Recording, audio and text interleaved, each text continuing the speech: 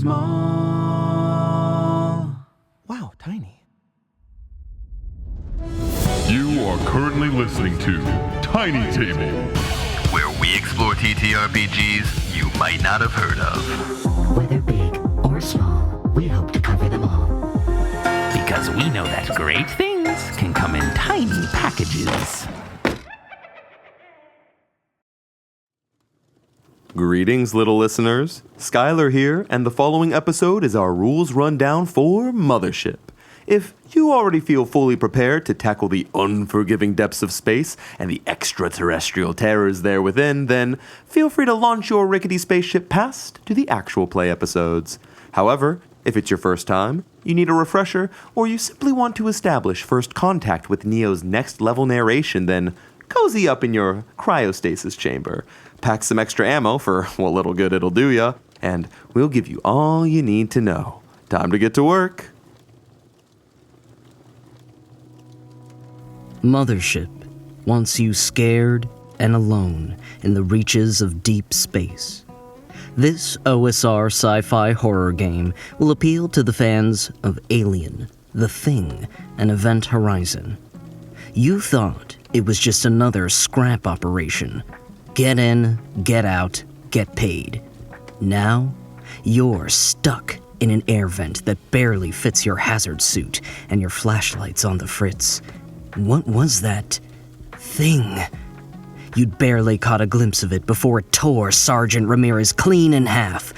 Running for your life, you had to ditch your gun and backpack just to squeeze through the tear it had left in the wall. You check the pockets of your hazard suit. All you've got is a nail gun, a pack of cigarettes, and your infrared goggles. Better than nothing. You pop the goggles on, let them calibrate, and pray it isn't sitting right in front of you in the dark. Whether or not it is, one thing is certain. Out here in space, nobody's gonna hear you scream. What you'll need. Mothership is a game for 3 or more players, one of whom runs the game as the Warden. We recommend all players read the Player's Survival Guide, a 40-page zine that outlines all the rules of play. The Warden may want to familiarize themselves with the Warden's Operation Manual, which includes another 60 pages of insight, generative tables, and campaign support. If you purchase the core box set, you'll also receive 3 additional zines. Unconfirmed Contact Reports contains more than 40 unique, horrifying monsters to deploy in ghastly scenarios. The Shipbreaker's Toolkit gives you the tools to buy, build, break, and battle spaceships. Finally, Another Bug Hunt presents a series of 4 adventures that can be woven together or played as one-shots. You'll see the first of these scenarios in our actual play. Games of Mothership will vary in length, based on the scenario and the group size. We recommend playing long sessions with a single break in the middle. These will keep players immersed and allow time for the tension to build. The various scenarios in Another Bug Hunt, for example, each range from 3 to 6 hours of content.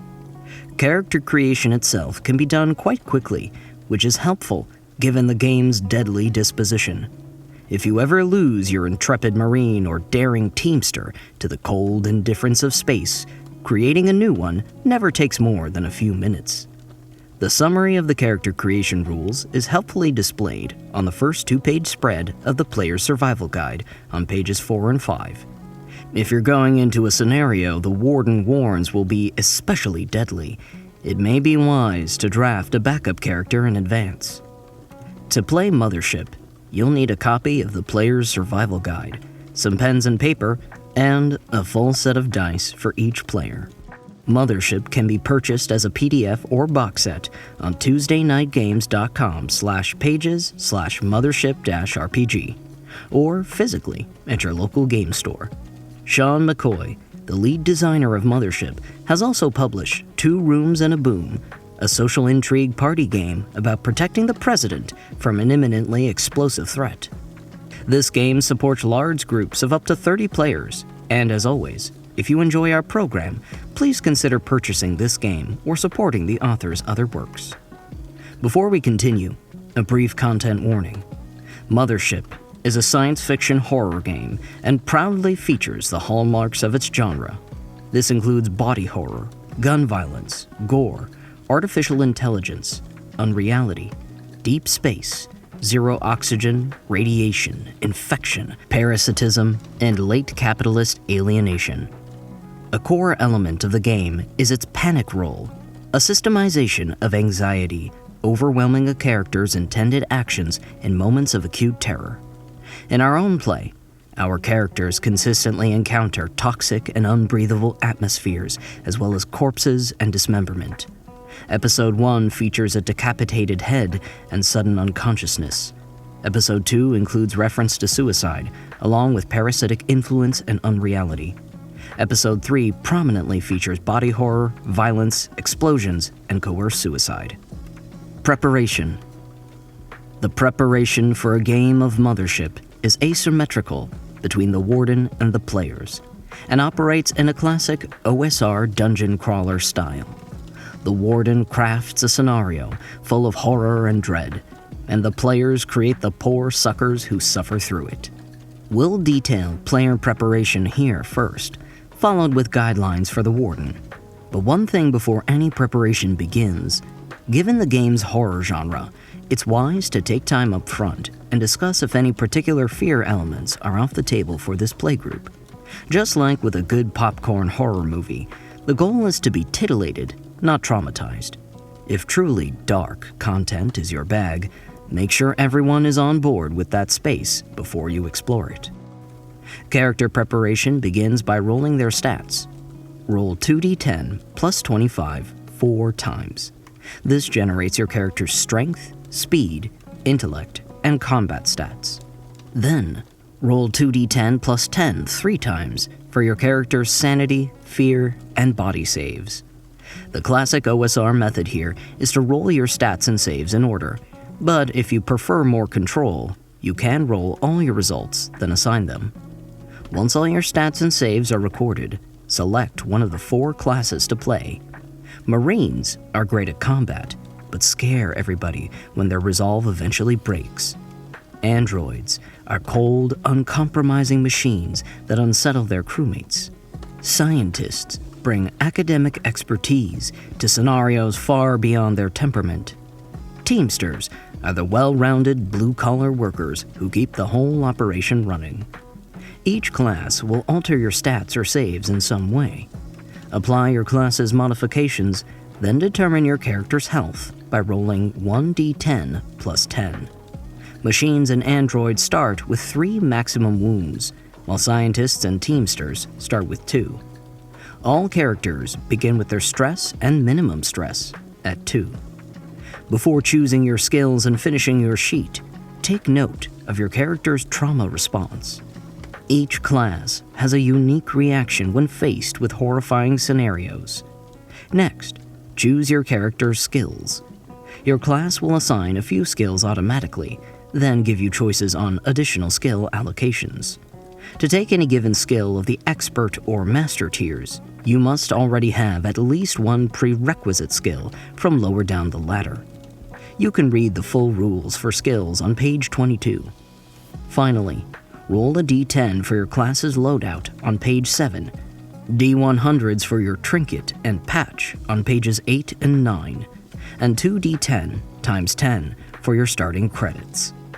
Now that you've got all your characters' numbers generated, give them a name, pronouns, and a few personal notes to flesh them out. Don't be too precious with them, though. You never know when disaster will strike and force you to roll up a whole new doomed explorer. Preparation for the warden will usually involve preparation of a pre-written scenario. The set of modules included in the Mothership box set will easily fill at least 4 long game sessions and possibly up to 8. Given the simplicity of its system, any sci-fi module or adventure can likely be adapted to Mothership with minimal effort. Whether you're running a module or creating your own scenario, all wardens should keep in mind the Tombs cycle, as described on page 8 of the Warden's Operation Manual. This cycle of transgression, omens, manifestation, banishment, and slumber works as the spine of a good horror story. Think of the tomb cycle as a set of guidelines. When you're at the table, ask yourself, which phase are we in? Are we in the omens phase, where I tease grim portents of the true horror ahead? Or are we in the manifestation phase, when the horror starts to rear its ugly head? Beyond these phases, Mothership encourages wardens to prepare 3 things for a robust scenario: something to save, something to solve, and something to survive. This honestly works as great advice for all obstacle-based RPGs. A MacGuffin, a mystery, and a monster are all you need for a great night of RPG fun. If you have all 3 of these, a fiendish alien monstrosity, and an environment with creepy and unsettling details, you're ready to run a game of Mothership. Modes of play. Mothership has 3 modes of play: exploration, combat, and shore leave. The majority of your time will be spent in exploration, which follows the classic OSR style of focusing on questions. First, the warden sets the scene, briefly describing the situation and environment. Players are encouraged to ask questions to deepen their understanding.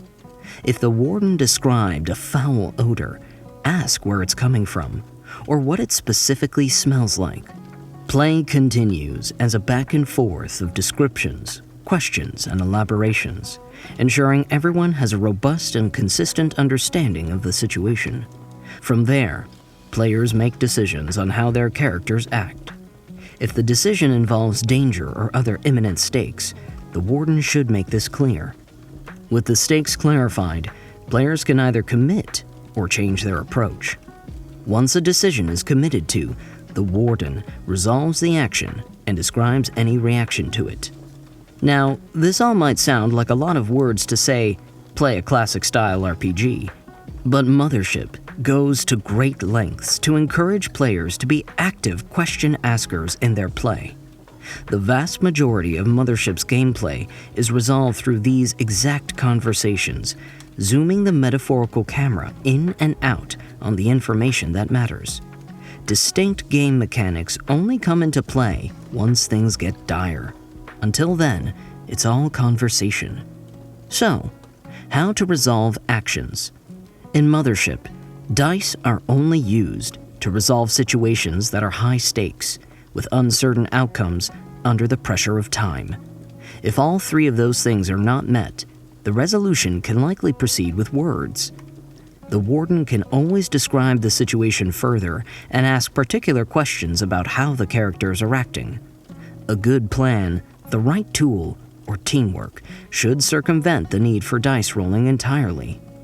Players may chafe at this notion at first, but may come around when they realize that dice rolls in Mothership are often more likely to fail than succeed. The average die roll in this game has a 35% success rate. All of this is intended to push players towards thinking like real people in a fictional space, and get their noses out of their character sheets when looking for solutions. If you find yourself thinking, "But I have a high intellect score, I want to use it," remember the following. Your character's stats and saves don't represent their natural abilities. They represent how resilient and capable they are in the worst, most dangerous moments of their lives. For more philosophy on when to call or not call for dice rolls, see page 32 of the Warden's Operation Manual. When that fateful moment arrives, and the only possible resolution lies at the whims of the dice, it's time to grab your D100s. The type of roll you make depends on the situation. Stat checks are used when your character attempts to do something and the pressure and the stakes are high. Saves are used when dangerous or traumatic circumstances confront your character. Put simply, stat checks are proactive, saves are reactive. For either of these types of roll, the module of resolution is the same. Roll D100 and attempt to roll below your relevant stat or save. If you roll under, your character succeeds. If you fail, your character suffers the consequences and gains 1 stress. A roll of 90 to 99 is always a failure. While preparing for the roll, the players and warden discuss if there are any relevant modifications to be made to the roll. If the character has a skill relevant to the task at hand, the skill's bonus can be added to the target number. Trained skills add plus 10, expert skills add plus 15, and master skills add plus 20. If multiple skills could be relevant, add whichever has the highest bonus.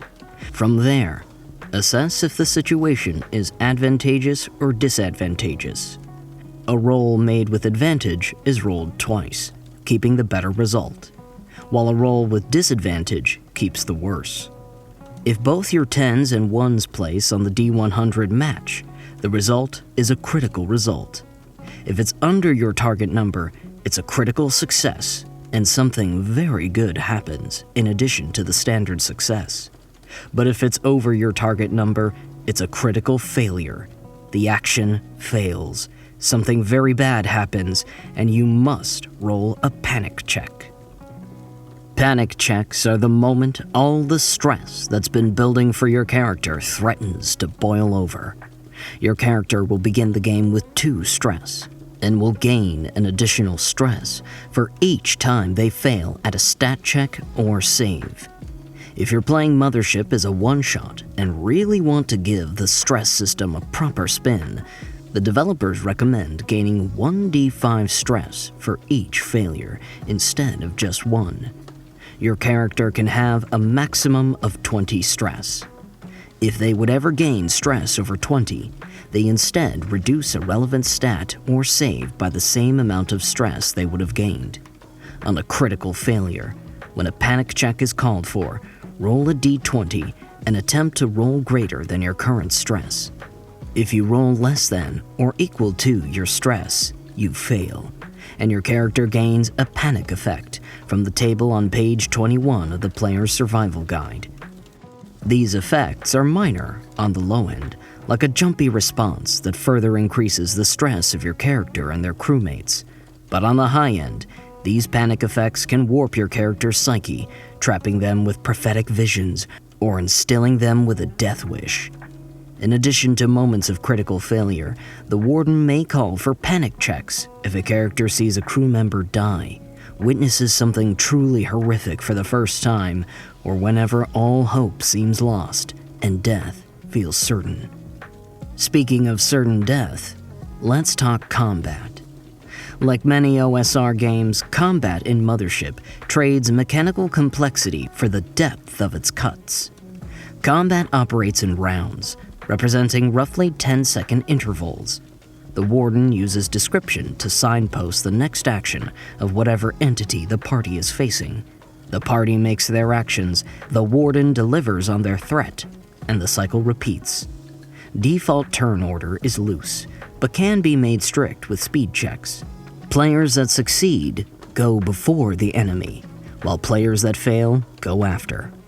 On your turn, your character can move somewhere within close range and do one thing, such as attack a creature, staunch someone's bleeding, operate a machine, keep running, open an airlock, or any other thing that can reasonably be done in 10 seconds.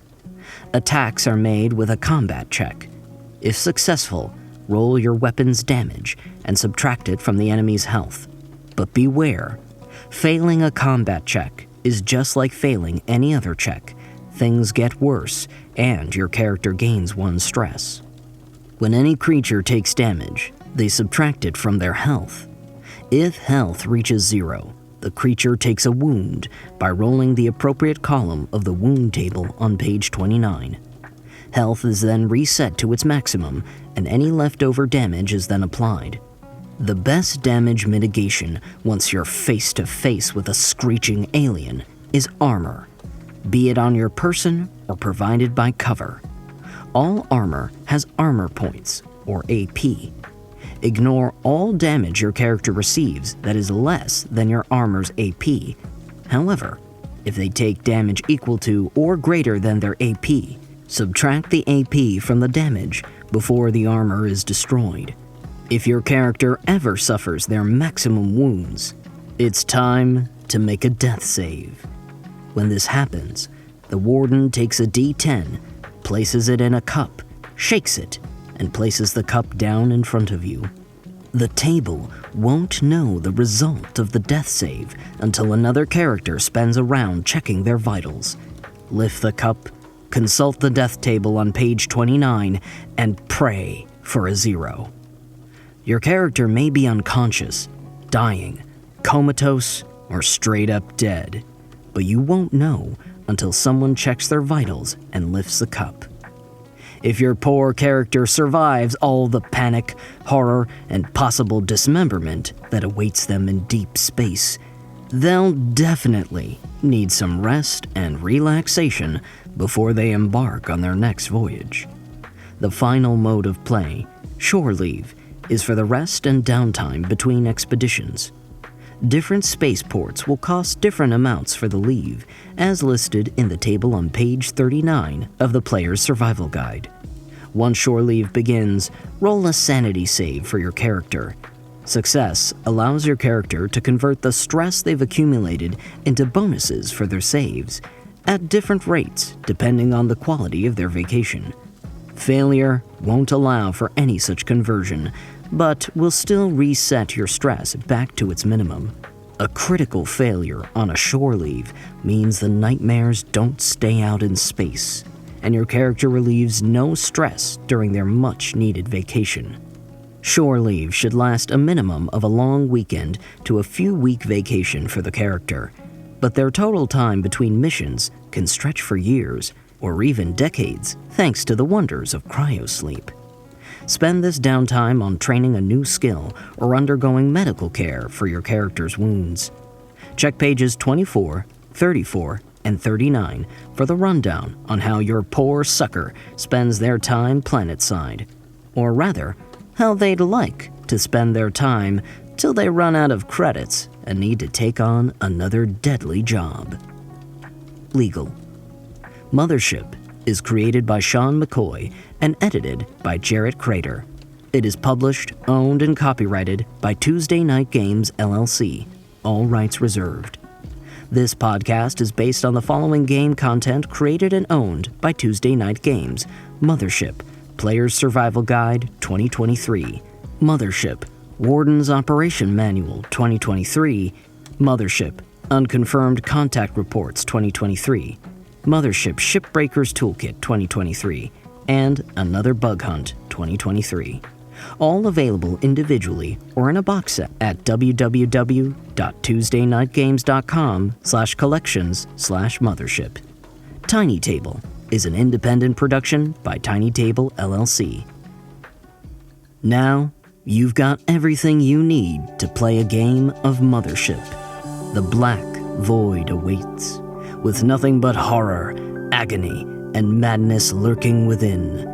The company better be paying top woolongs for such a gnarly expedition. Oh well, at least there's hazard pay.